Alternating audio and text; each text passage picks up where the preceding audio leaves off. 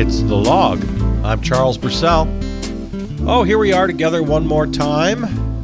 It's, well, let's see. We're into our second week. Well, into our second week of January 2020. Oh, you gotta laugh or you'll cry, right? What a year so far. What have we got on the docket today? Well, we're going to talk about this past week. And, of course, you've heard the news. We'll try to give you a little insight, a little angle maybe, on the news of the week. Of course, I'm talking about Iran and all of that mess. Which reminds me, it's worth a reminder, let's not let the headlines of the day, even when they get dire. I mean, people were talking about World War III this week. But we can't take our eyes off the really, really important things in life here and follow the shiny object. Again, World War III isn't just a shiny object, but even still, we got to get this impeachment done. We have to support it. We have to voice our support and keep those calls and letters coming. We got to throw the book at this guy. I favor more articles of impeachment. I think they should just keep impeaching and impeaching. Introduce more and more articles and throw the entire book at him for everything. The new evidence that was revealed last week, the emails revealing Agent Orange's direct role in withholding those military funds to Ukraine. And we won't get into all that today. But just a reminder, we got a couple big things that we can't lose focus on. And right at the very top of the list, of course, climate crisis. Continue to do everything we can, continue to get up every day with that in mind. How you act personally, how you act politically, how you activate, how you advocate. Let's not lose sight. And then along with that, still, it's kind of disheartening. Still, it's small numbers of people who even are paying any attention at all to the Democratic primary race for the presidential nomination. Kind of striking numbers I saw this week. A poll showed that well over half of Americans aren't following at all. They have no idea who's running or who they favor or anything. Come on. And we've got this wacky system where Iowa comes first and then New Hampshire. Someday we're going to get rid of that. We're going to run the primary system better so it's not weighted so heavily on these two very white states. So there's that. Yeah, there's big stuff always going on. And I just ask that we don't, we don't get distracted. We don't follow the headlines and then forget that every day we're on a mission every day to make a few things happen, to get the right candidate to go up against Agent Orange, to impeach Agent Orange, and above all else, to know that the world is literally on fire and we're on the deck. And unless you want to jump overboard at some point, we have to continue to advocate and activate on behalf of climate crisis solutions. So I hope you'll stay focused on that. So a couple program notes I need to give you guys. I've been giving this a lot of thought. I teased it. Did I tell you this already? I forgot if I teased it or actually told you. Our anniversary show is coming up in a couple of weeks. And as we start our second season, we're going to split the show. We're going to split the log. Log splitting. Get it? Okay. Yeah, we're going to split the log. Maybe I'll make some promos with that little pun. You do a little log splitting. Yeah, we're going to split the log into two shows, 2 half-hour shows. So you're still going to get 1 hour per week without this being a hard and fast rule. Basically, the way the 2 half hours will be different is the 1 half hour will be me talking to you about the news of the day and, me pontificating. And the other half hour, we're going to go back to the old title, which is Charles Purcell Presents. So that'll be the second half hour or the first half hour, depending on how you listen. And that we're going to bring back the CBP Players, the Charles Purcell Presents Players, and we could do a little more radio theater and improvisation and stories and some sound art thrown in, and that's going to be just a little weirder. We'll have a little commentary in the Charles Purcell Presents, and we might throw a bit into the log once in a while. But the real difference is that the log will remain timely. It's going to be news of the day, news of the week, or at least of the month, current, what's happening in the world. Whereas Charles Purcell Presents will be timeless. You can listen now, and then you can listen 10 years from now and still enjoy it just as much. There aren't going to be direct references to the direct news. It's also going to allow us to employ some absurdity, which we like to do around here, but don't always get around to. So absurdism will be part of the formula there for that half hour. So again, in a couple of weeks, I'll let you know about it again before we get there. So if you subscribe now to the podcast, it's simply, the umbrella term is Charles Purcell Presents, or just Charles Purcell, and you'll find it. It'll pop right up, and you'll get both half hours. You'll continue to get both half hours in your feed if you subscribe. And then if you like one better than the other, you just hit skip. Technology is wonderful. So that's the news on this cold January day. Not too cold, not too bad. It is January though, and how you doing on your resolutions? I didn't make any resolutions this year. Maybe I probably should. Now's about the time you need a do-over though, right? Well, it was kind of weird this year because New Year's Eve was on, I think, a Tuesday. Yeah, and New Year's Day was a Wednesday. So if you want to start your New Year's resolutions, that now you got a weekend coming right up. So if you fail, if you fail on your resolutions in the first couple days, well, I kind of think, well, you got that first Monday of January. You got that first Monday after the first weekend, and that's kind of a mulligan. That's kind of a do-over. So, but now we're getting into, like I said, we're well into the second week of January. If you still need a do-over, whatever. If you want a little self-improvement, go ahead. You can do over anytime. So let's see. What have I got for you this? Did I mention that already? I've forgotten what I mentioned. Oh, yeah, we're going to talk about the week. We're going to talk about Iran and that whole mess. And I've got, speaking of bits and stories and such, we got a couple of things from the CBP Players today for you. So it's it's going to be fun. You should listen to this show. You really should. You really ought to listen to the whole show. Stick around. Get comfortable. As they say sometimes, sit back and relax. If you ever hear anybody say that before a show, sit back and relax. Turn the channel. They don't know what they're doing. That's a hack. That's a hack move right there. So I won't tell you to sit back and relax. But get up on and do some spinning, or maybe you're at the gym right now, or maybe you're driving, or whatever you're doing. Sit back, relax, and enjoy the log.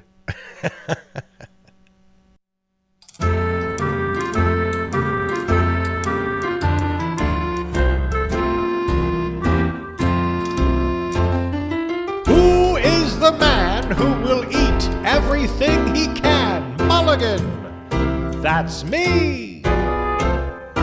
Who drinks and smokes and revokes every workout plan. Mulligan, that's me. On January 1, those days are done. Look who's promising.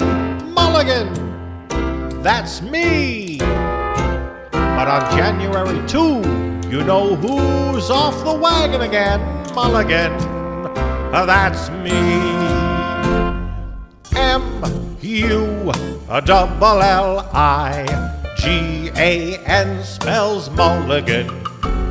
I already broke my resolutions, but I've got the best of all solutions. M-U-L-L-I-G-A-N-U-C. is the name that I claim when I call for a do-over. Mulligan, that's me.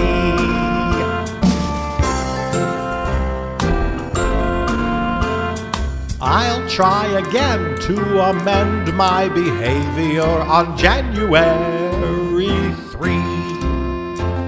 But that's on the weekend, so let's make a tweak and start after one last spree. Rationalizing is my speciality. Mulligan, that's me.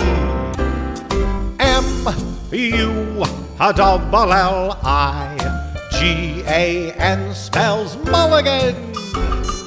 Every new year it's the same old headline, ignoring every self-improvement deadline.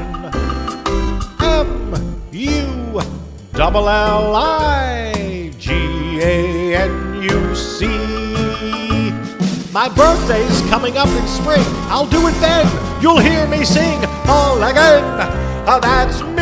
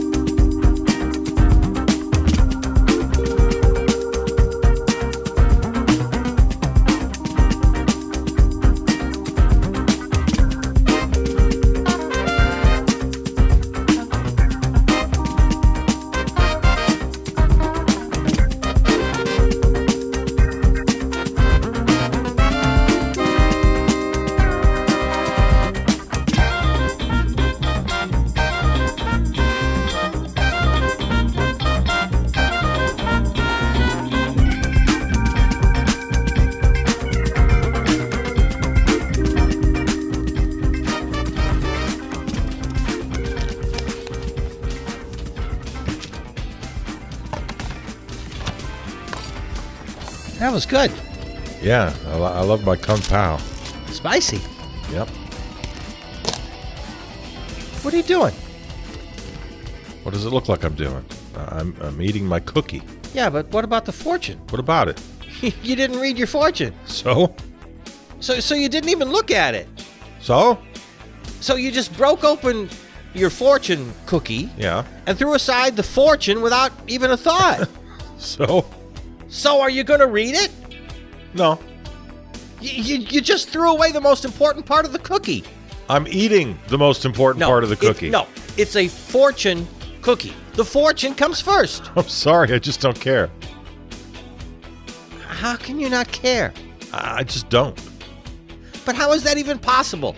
I'll bet you're the only person in the entire world who eats a fortune cookie without at least looking at the fortune. Don't tell me you believe in this stuff. Well, of course I don't believe in it.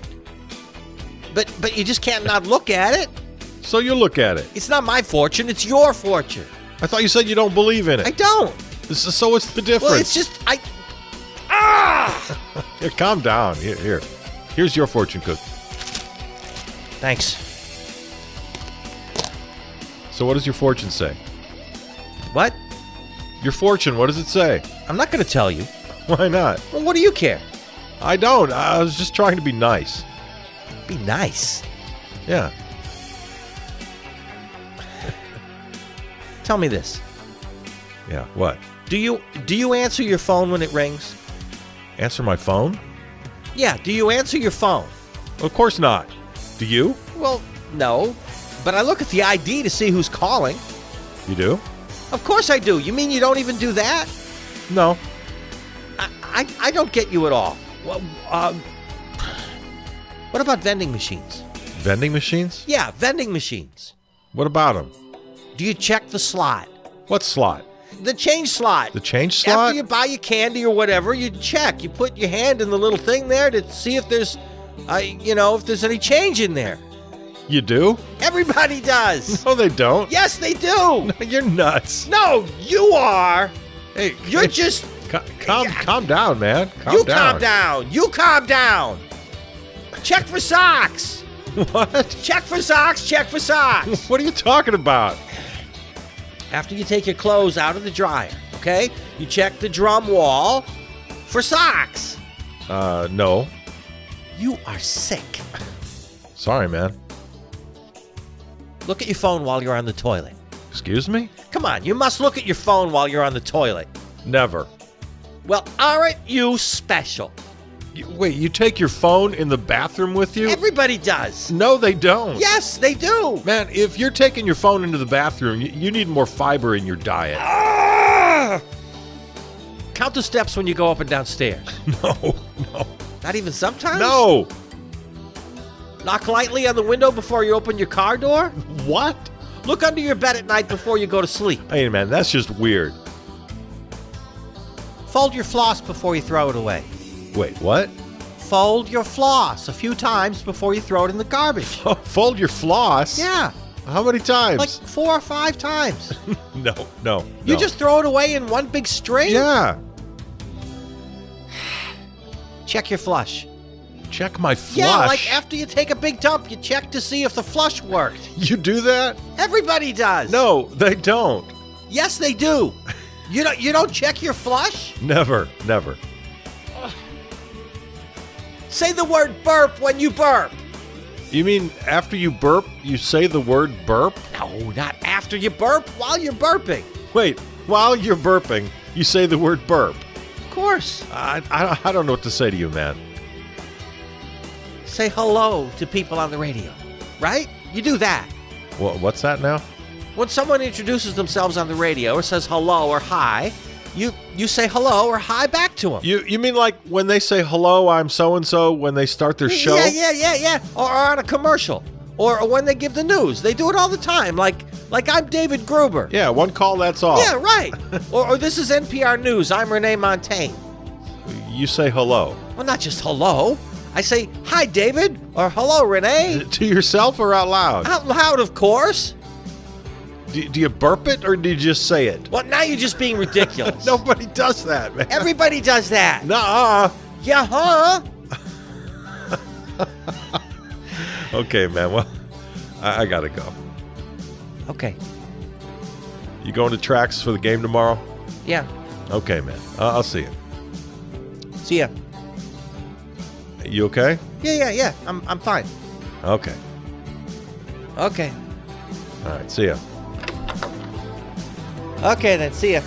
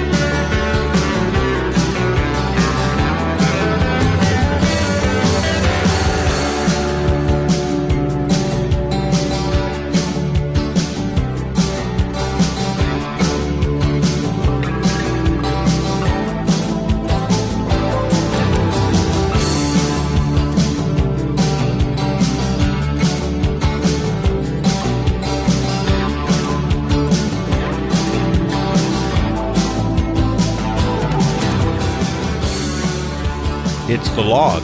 I'm Charles Purcell. Now, what I don't know about the Middle East could fill a library. Okay? Let me start off by saying that. I concede that. But here's what I do know. Okay? I do know that I'm a citizen of the United States, and these policies are being enacted in my name.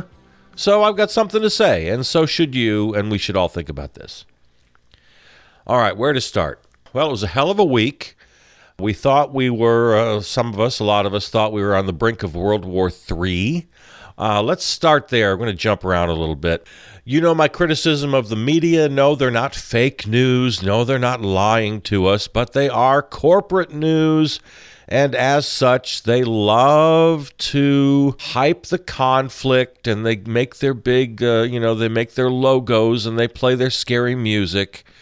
They got to have eyeballs. They have to have profits, so they play up conflict.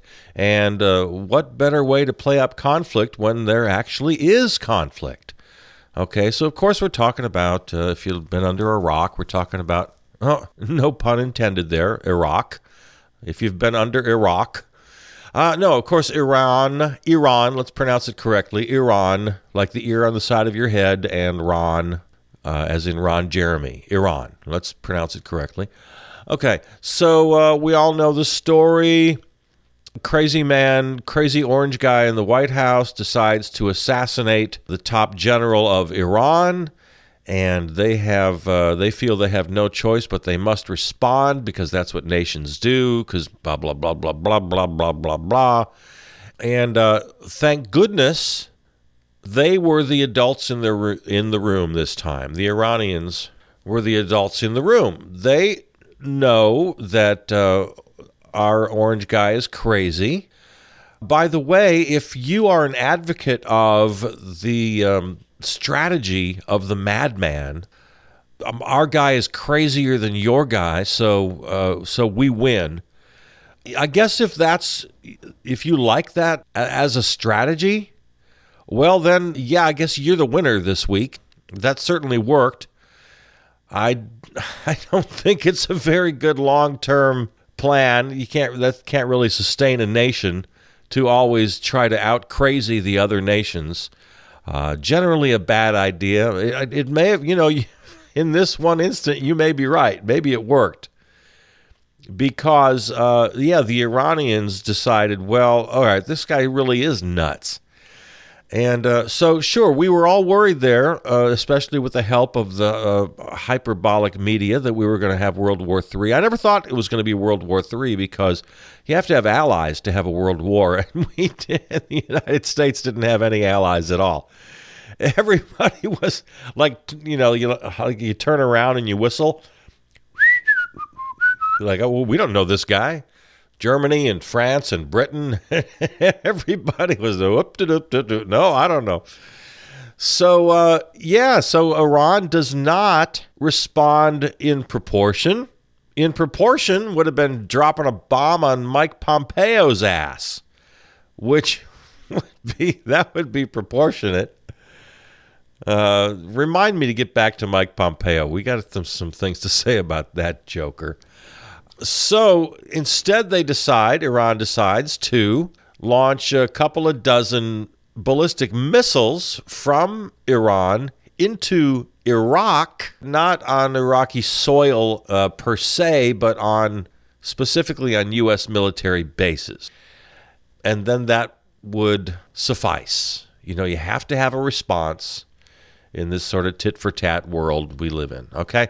So, but again, Iran, they were the adults in the room this time. They calculated pretty carefully, okay, what is just enough to kind of meet our responsibility on the international stage that we responded, but not that's going to get crazy orange guy too upset. And, he's the toddler. We have to give the toddler his pacifier because there's no getting around that because he's just wreaking havoc.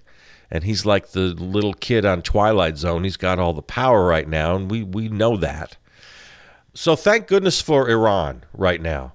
Now, I'm not here to sing the praises of Iran's leaders. Again, I'll repeat, I don't know anything about anything. And yeah, I pretty much assume that the leaders of every country are cutthroats and a-holes, Iran being no exception. And as to whether they are a state sponsor of terrorism, which they keep being labeled, yeah, they probably are, but so is Washington, so is the Pentagon. In fact, Iran officially recognized the Pentagon as a state sponsor of terrorism, which I thought was pretty good. But let's just limit our conversation for the moment to the incidents of this week. Now, I brought in Chuck and Chucky. They're in the studio with me because I want them to reenact the conversation between Iran and Iraq. Because as we know, it's been reported, Iran notified Iraq of the attack, of the missile attack. And so here at the log, we acquired a transcript of that phone call. Okay? Chuck and Chucky, come, are you all set? Yep, all set to go, Charles Russell.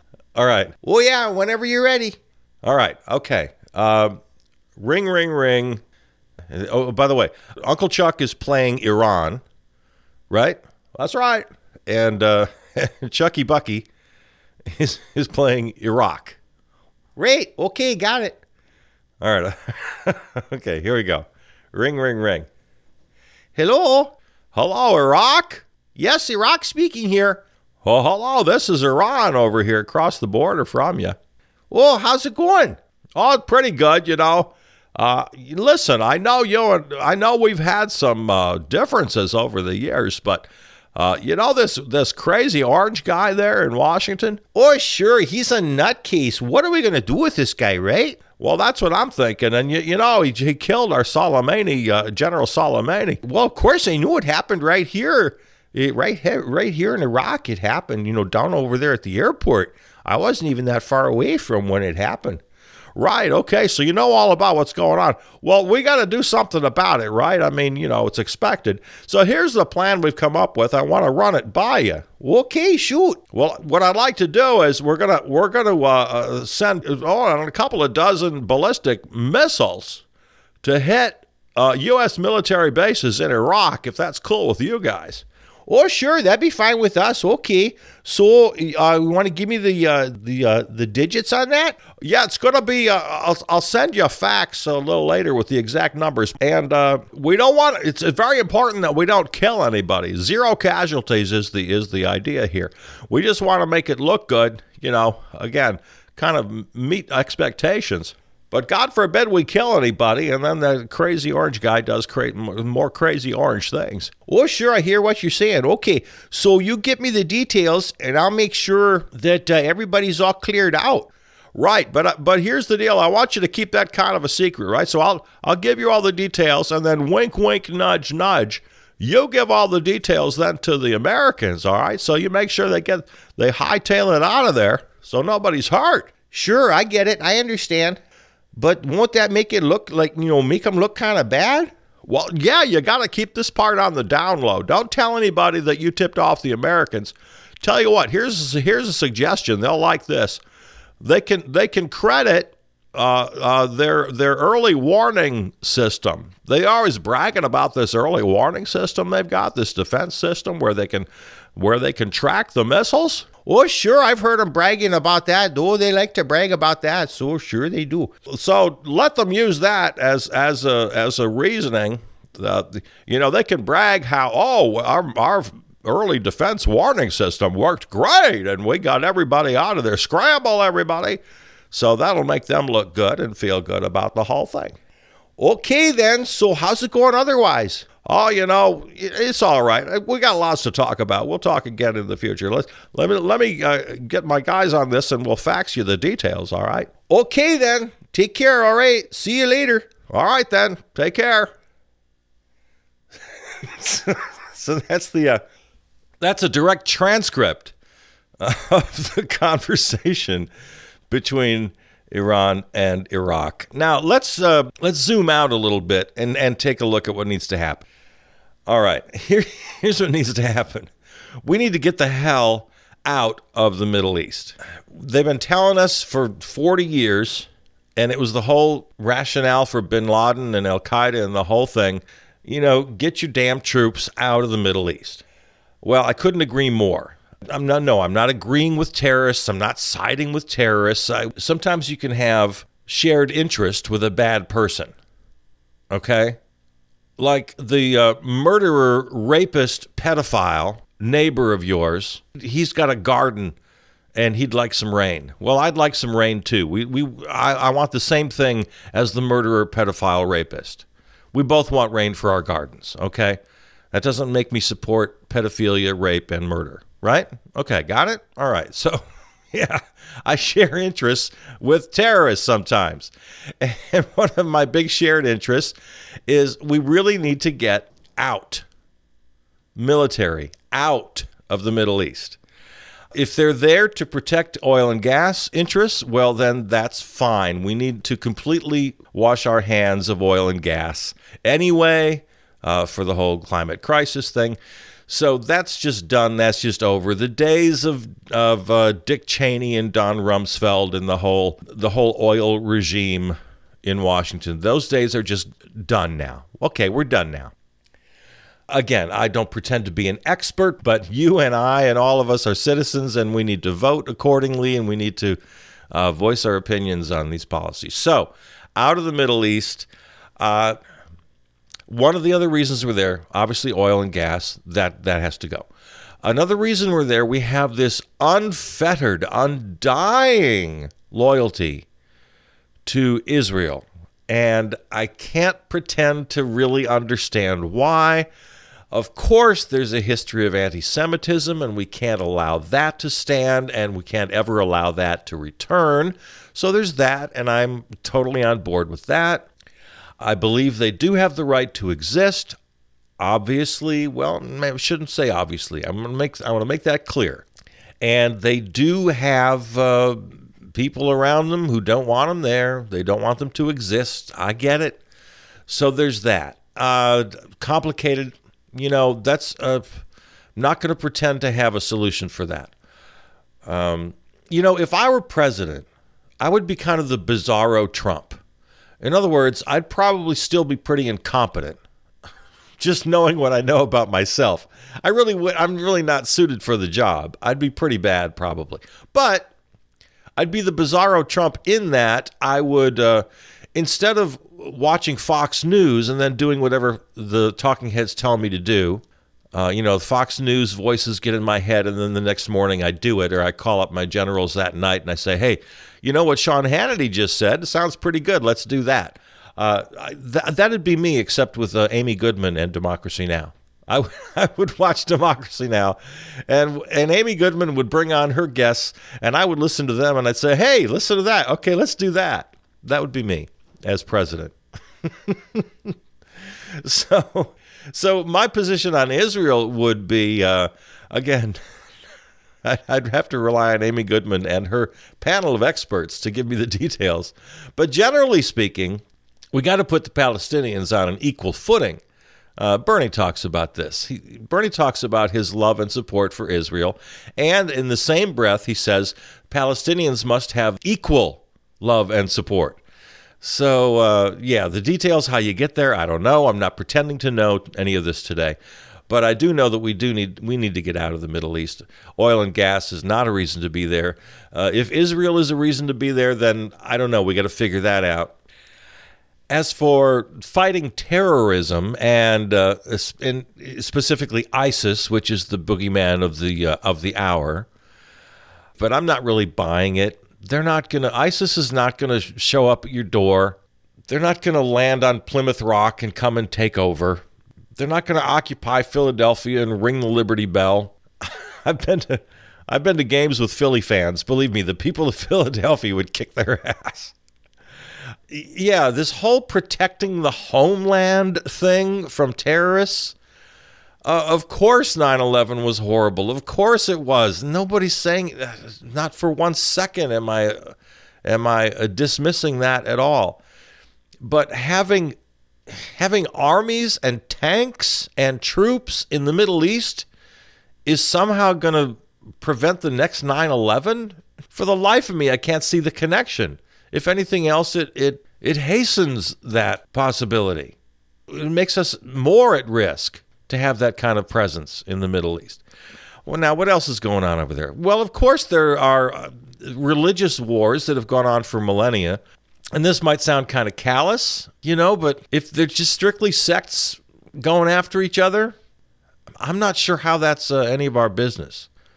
Now, if we can prevent, obviously, if the world community needs to be involved. If there's ethnic cleansing, genocide, that's a world thing. And then with our allies and with NATO and with the Arab states, then sure. I am not a 100%, I'm as close as you can get. I'm pretty close to being a 100% pacifist. But this is where I make the exception. If the world community is involved, then yes. Genocide, ethnic cleansing, I am all in. I am all in. And I don't think there should be any question about getting the allies together and stopping extreme things like that. In Kosovo, they've got streets named after Madeleine Albright. Now, again, I don't want to go back and relitigate that whole thing from the Clinton administration, but to a lot of people over there, Bill Clinton and Madeleine Albright are heroes. They got statues, for God's sakes, of them over there. So stepping in on humanitarian grounds, I'm cool with. We're not doing that that's not what we're doing right now anywhere in the Middle East. Well, speaking of the world community, there's lots that came up this week. I'm trying to keep this all in my head. I'm jumping around a little bit, but that's okay. That's fine. I forgive myself. You forgive me too. World War II was the last war declared by Congress. And so that all came up again this week, too, the whole declaration of war, the war resolution thing. And this fight between the two branches of government, the executive and the legislative, the Congress versus the presidential administration. So, and this is a fight we've been having since the end of World War II, from Korea to Vietnam to the Gulf, and then, obviously the post-9/11 mess we've been in ever since. This fight between the branches, well, a couple of thoughts here. Getting back to us as citizens, we've got an election coming up here. Whoever you vote for, whoever you back, we gotta have a president who's got a couple of brain cells, remaining. We gotta have a smart person in there. We have to have a president with some compassion. We gotta have a president who will basically follow the law. I mean, we have some minimum standards here. The current occupant has absolutely no sense at all about what he's doing except to serve up his own sort of brand. He's quite literally a pretend president. He's like, oh, this is what a president sounds like and looks like, and I'm going to pretend to be president. He has no idea what he's doing. To some extent, he's getting led around by the nose by people like Pompeo and Lindsey Graham and some others. Speaking of Pompeo, I mentioned his name earlier. He's a religious right-wing nut, right? He just, and we're staying on the Middle East here because it's very important. He's one of these guys that believes that in order to have end times, in order to have in order for him to be raptured up into heaven, these are things he quite literally believes, and he talks about quite openly. There has to be this great conflagration in the Middle East. There's got to be this great war. And he really believes this. Mike Pence really believes this. Two pretty damned important people in the administration truly, honestly, in their hearts, believe that there has to be this Armageddon. There has to be this world-ending war in order for the scriptures to be fulfilled and for them and their wives and their beards to be raptured into heaven. They literally believe this. And they hold seats of great power. So, okay, electorate, can we not vote people like this into office anymore? Could we take a little more care with our vote, please? Thank you. All right. So where was I? Oh, the separation of powers and war resolutions and declarations of war.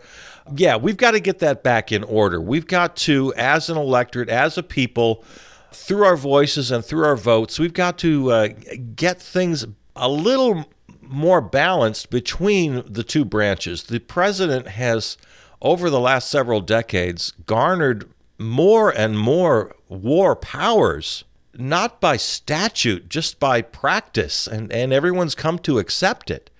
Yes, the president is the commander-in-chief. Of course, we know this. That means once war is declared by Congress, as stipulated in the Constitution, I know this sounds old-fashioned and we haven't done it for 50 years, but damn it, it's in the Constitution. Do you want to live in a democratic republic or don't you? I mean, you know me. I've said it 100 times and I'll say it 100 more. I quite literally want to give the whole place back to the native tribes that we stole it from. I mean, that's not just fun and jokes. I literally, honestly believe that. But until and when that day comes, we got a country to run here. And we have a constitution, and you either follow it or don't you? All right, so we got to get things back in alignment here. Congress has to have the sole power to declare war.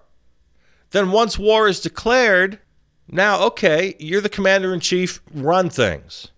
But you don't just have an open hand to do whatever the hell you want, whenever you want, however you want. No, we declare the war. We set the parameters. I mean, I loved it when Barack Obama called their bluff. Remember when the Republicans in Congress were giving him so much crap about Syria?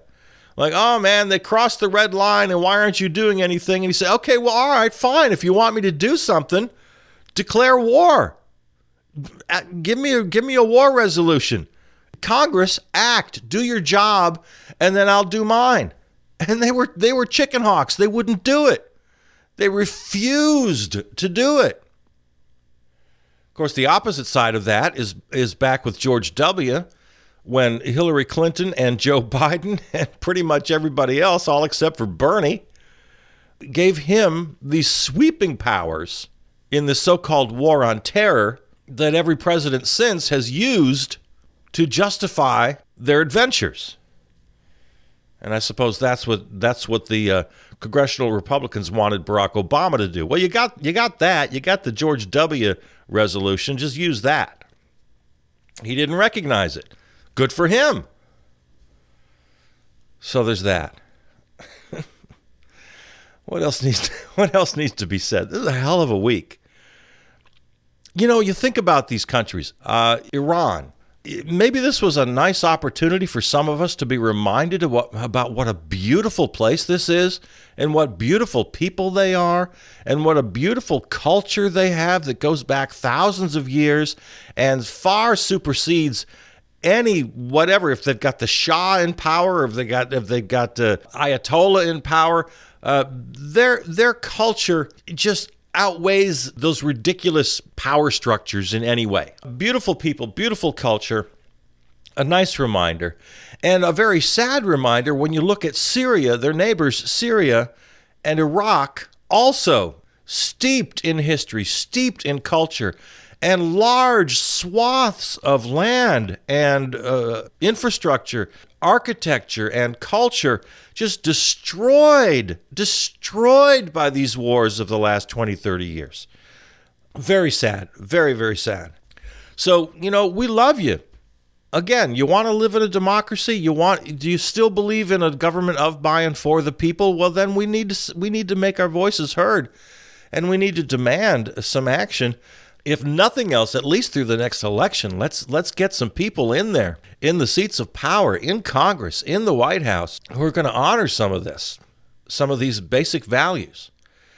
We need to strip the military of its ridiculous budget. It was a couple of years ago, it was $600 billion, then it popped up to $700 billion like overnight. And what's the latest? It's 800 plus. I think the latest defense spending authorization is over $800 billion. We're closing in, guys, on $1 trillion military budget. Are you kidding me? Oh, my goodness. Come on. I would slash that by 3/4. I would completely, here, I'm putting myself in the White House again. All right, this is my little stump speech.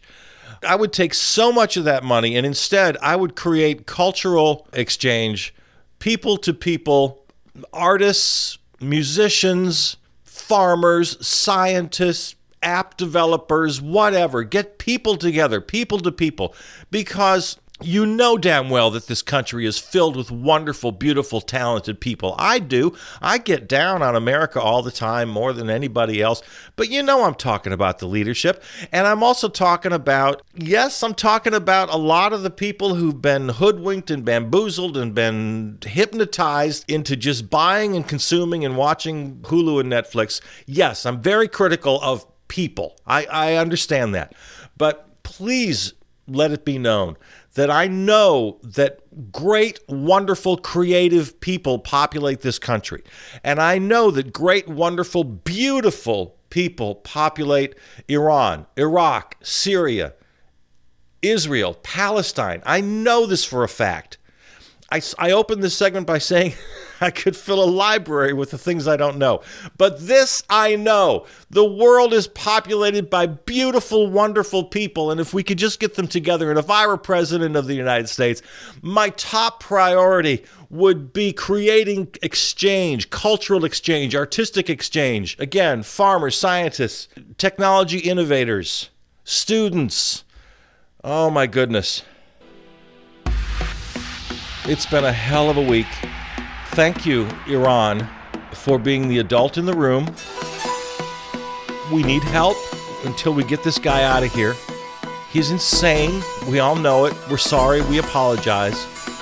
Thank you for helping us out this week. You're listening to The Log.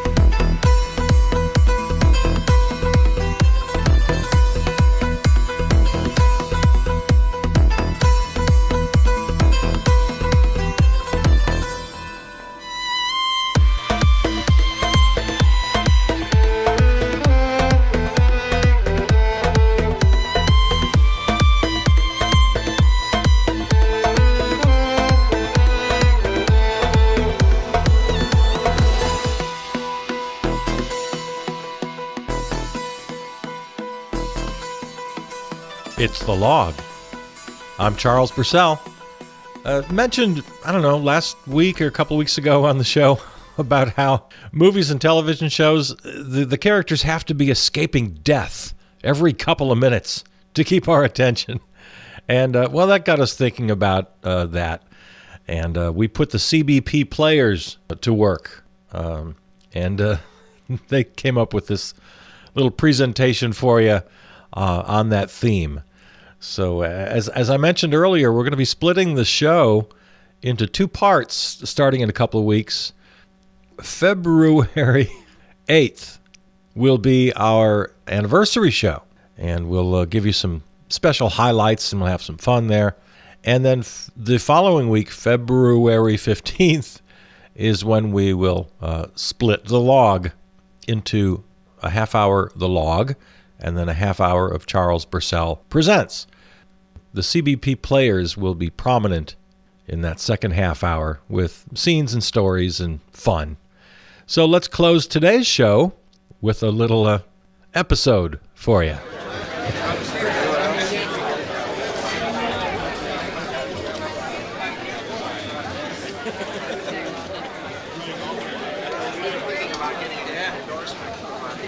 Excuse me, is anyone sitting here?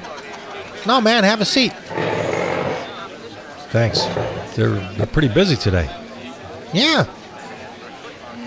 Would you, Oh, you need a napkin? Yeah, thanks. Here you go, man. Thanks. You need a stirrer? A what? A stirrer. Oh, no, I'm good. Thanks. They really ought to ban these plastic stirrers. How's that? I say they should ban these plastic stirrers. Oh, yeah. I mean, there's really no need for them, right? Yeah. Oh, shit, here we go. What the? Under the table. Come on. Keep on your belly. Follow me. Come on. Come on, behind these dumpsters. Man, lucky we were sitting next to that back exit. That's my regular spot. I always sit at that table. The gunfire stopped. You always sit at that table? Yeah, Because it's next to the exit? yeah. Well, it sure paid off today. What are the odds? The odds? Actually pretty good. What do you mean? I mean, those shots. They were for me. For you? Yeah, man. Somebody's trying to kill you? Yeah, man. Why? I don't know. I'm just one of those guys. One of what guys? Look out! Incoming!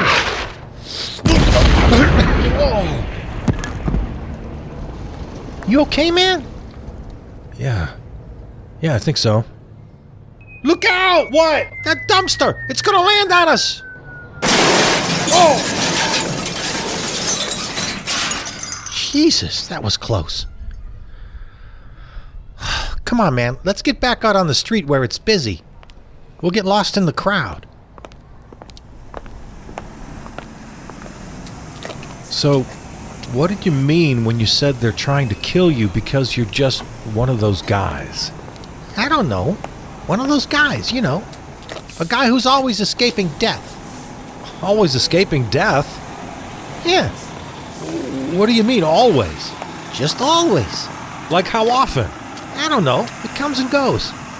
Sometimes every couple of minutes. Wait, you escape death every couple of minutes? I don't think that's a one of those guys kind of thing. That's not a thing. Well, whatever. Here, let's duck in here for a while. I never got to finish my coffee. Hello, gentlemen. Take your order. Yeah, man, I'll have a plain coffee. What are you having? What? What were you having back at the other place? Oh, iced chai? Iced chai. Small or large? Small or large? Small is okay. No, man, you can get a large. No. It's on me. Oh, thanks. Small is fine. Small. Name? Name? Jeremy. That'll be $12.78. Here you go. Keep the change. Thanks. You can have a seat. We'll bring it out to you. Thanks, man. You know, you shouldn't have to be escaping death every couple of minutes. I don't know. That's just who I am. I'm just that guy. I mean, everybody knows somebody like me, right? Everybody's got somebody in their family or in their circle of friends who's, you know, in peril half the time. No, that's what I'm saying. This is not normal. You shouldn't just accept this. Hey, other people have it tougher than me. I don't like to complain. No, seriously. You should complain. This isn't right. Hey, man, I appreciate your concern, but, What? What are you looking at? that barista. The guy who took our order? Yeah, What about him? he just looked at us funny. What do you mean, funny? I've seen that look before. Well, what do Quiet, here he comes. Whatever you do, do not drink your chai. What? Here you go, gentlemen. Thanks, man. Will there be anything else? We got some fresh biscotti. No thanks, man. Well, all right then. Enjoy. Okay, he's not looking. Hand me that flower behind you. What? That little flower in that little vase behind you on the shelf. This? Yeah. Here. What do you want with it? I'm just going to conduct a little test. You're going to drop it in your coffee? Yeah, Oh, just what I thought. fried to a crisp. There's a good chance yours is fixed, too. What do we do? Stay calm. Here, use a straw. Pretend to drink your drink, but don't let it hit your lips. When I give the signal, you hit the floor. What signal? Believe me, you'll know. Hey, what's that? What does it look like? It looks like a f***ing gun. Well, of course it's a f***ing gun. But just shut up and do as I say, and we'll be okay. Hey, what's this we stuff? I thought they were after you. Sorry, man, we're together now. You're in on this now. But shut up. Shut up. All right, everybody hit the floor. Just nobody move and nobody will get hurt. Come on, man. What? Come on, we're getting out of here. No thanks. I'll just stay here. No, man, they already think you're with me. If I leave you here, I can't protect you. All right, we're backing out of here. Nobody move unless you want to get blown away. Come on, man. Who's this they who thinks we're together? Shut up, man. Come on, let's go. Open the door. Run for it. Ah! Sorry, man, we're taking your car. Hey, wait a minute. Give me back those keys. Sorry, brother. Grab that car. What? Go on, get behind the wheel. What? Get in. Drive. What happened? The barista got me. He shot you? No, he got me with a blow dart in the back of the neck. Oh, man, yep, here it is. Poisoned. Poison? Hey, wait, don't taste it. Yep. Just what I thought. I've been shot with this before. Wait, you've been shot with a poison dart before? Yep. If this is what I think it is, I've got less than 5 minutes to take the antidote. So where do we find the antidote? The only place I know is at my house. Wait, you keep the antidote in your house? I told you. I've been shot with this I before. know. You've been poison blow darted before, I know. So where do you live? In Bayview. River West to Bayview in 5 minutes. In the middle of the day? It's my only chance, man. Okay.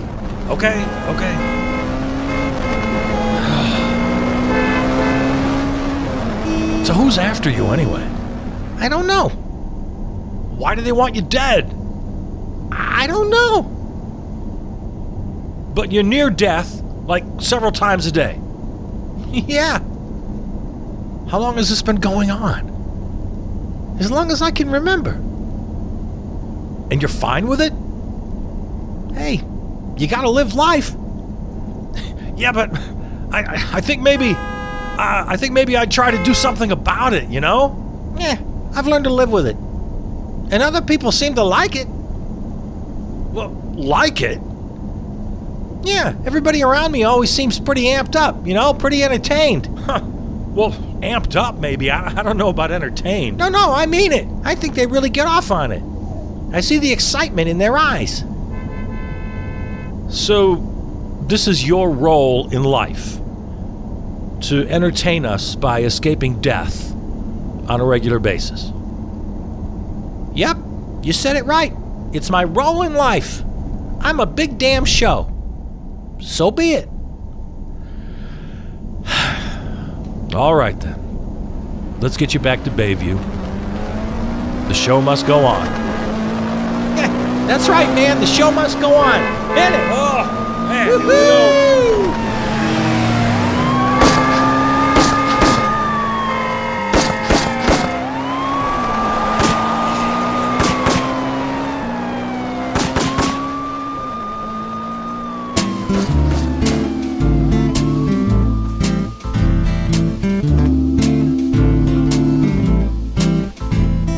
This episode of The Log is available right now wherever you find your podcasts, including Apple Podcasts, iHeart, YouTube, and the podcast source.